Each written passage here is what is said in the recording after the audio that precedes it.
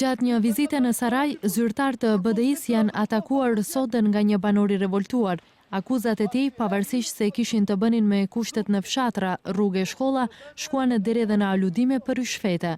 Banori u referuar një familjar i cili ka paguar për punësim, por në asnjë konkurs nuk është pranuar. Pore ka 5 merë një të dhe. Ma pësoj në motor, 5 merë një. Po si besush të vende? Denot mojtë më sëmesu. Od veledi ftora do denes. Një eden nëse vrabotua. Një eden. 3.000 evra, 5.000 evra, 2.000 evra, na se kogo moj zemena. Eve ne sam samo ja, eve i gospodine neka kažua. Znači, ne birat tu koje što je.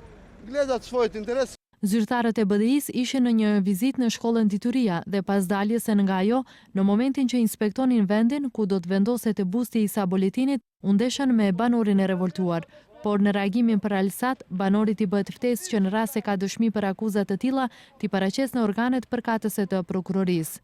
BDI afton qytetarin që të paraqesë çdo pretendim dhe shqetësim të tij në organet përkatëse të prokurorisë, ndërsa njëkohësisht fton edhe organet hetuese që të nisin pavonesë procedurat hetimore për pretendimet e qytetarit.